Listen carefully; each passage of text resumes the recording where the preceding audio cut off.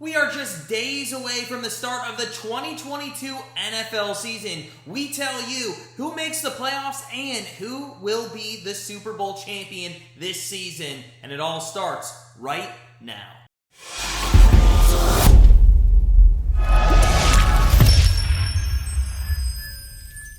What's going on, everyone? It's Matt from Grandstand Bettors, and we are excited that the NFL season is almost upon us, and that means two things. First, we're giving away $1,000, and it's time to tell you who's going to be our Super Bowl champion in 2022. First off, though, did you know over at grandstandbettors.com that we are, giving away $1,000 to someone, and our contest is absolutely free. Head on over to grandstandbettors.com, sign up for our NFL betting contest for your chance to take home $1,000 of cold, hard cash this season. Also, make sure you hit that subscribe button because you don't want to miss out on any of our picks, predictions, and contests throughout the year. And while you're at it, smash that like button because it is time to tell you who's making the NFL playoffs and who is the 2022 NFL Super Bowl champion. And starting with the AFC conference, we see the playoff seeding breaking down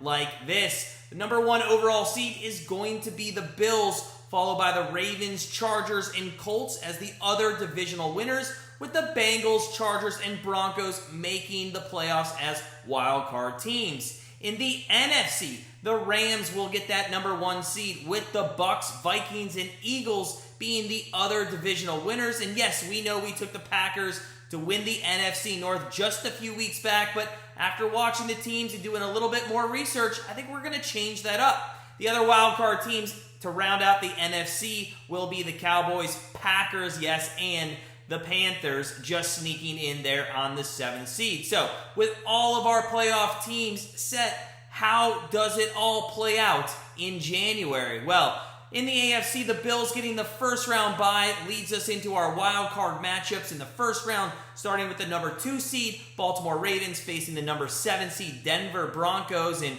when it comes down to this matchup, it is defenses and experience in the playoffs that are going to allow teams to move on. And with the guys the Ravens brought in and have returning from injury this season, we think that they are going to be one of the best defenses in the league. And in addition, although the Broncos have taken a lot of talent on the field this year, they have a first-year head coach, first-year offensive coordinator, and first-year defensive coordinator, which is tough to bet on in their first NFL playoff game in a while. Now, it's going to be a fun game to watch, but we will have the Ravens moving on just barely over the Broncos in the wild card round.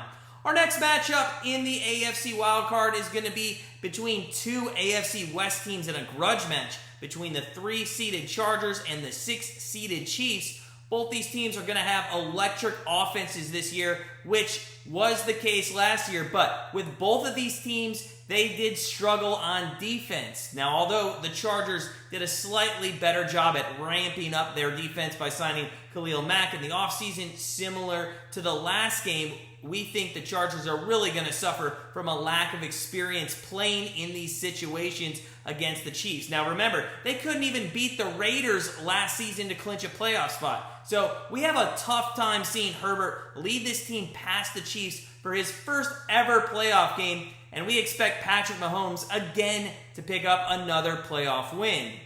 Now, the last matchup in this year's AFC wildcard round should be an intriguing one between the 4th-seeded Colts and the 5th-seeded Bengals. Honestly, it's a tough matchup for us. The Colts, they have the edge with their rushing attack behind Jonathan Taylor and a very good offensive line, while the Bengals do have a solid back with Joe Mixon, but an average O-line to lead the way for him. Now, in addition, the Colts have a much better and consistent defense than the Bengals, and although Cincinnati's loaded at wide receiver, we see Matt Ryan leading this team to the divisional round by slowly just grinding away at the Bengals defense and keeping Burrow off the field. Now, let's head on over to the NFC for their wild card round. And remember, the Rams are going to have the number 1 seed and a bye, putting the number 2 seeded Bucks against the number 7 seeded Panthers in that wild card round. No matter what team sneaks into the playoffs at number 7, it might not be the Panthers. They are most likely going to have to play the Bucks, and that's not going to be a great first-round matchup for them.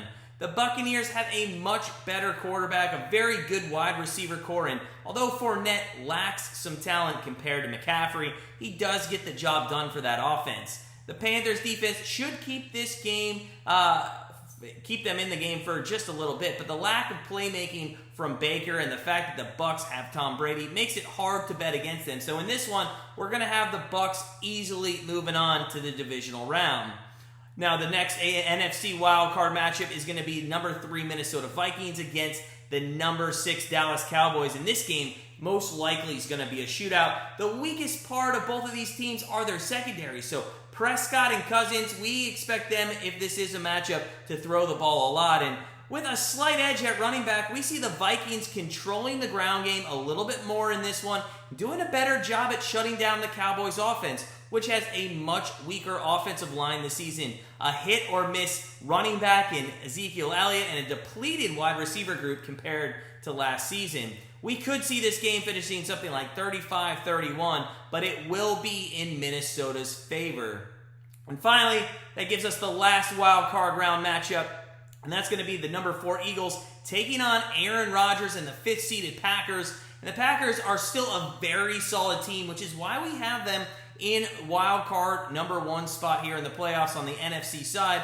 But the Eagles front offense have put together a very good defensive group, and they brought in A.J. Brown as another weapon for Hurts. With a solid offensive line and his running ability, we see teams having a hard time creating consistent pressure on Hurts this season, which will give him plenty of time to find those receivers down the field.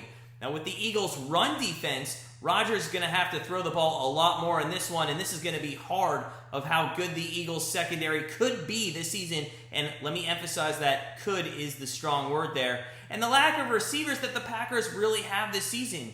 We have the Eagles winning this one in a close one, possibly coming down to a last-second field goal. So that takes us to our divisional round, where in the AFC, we're going to see another rematch between the Buffalo Bills and the Kansas City Chiefs.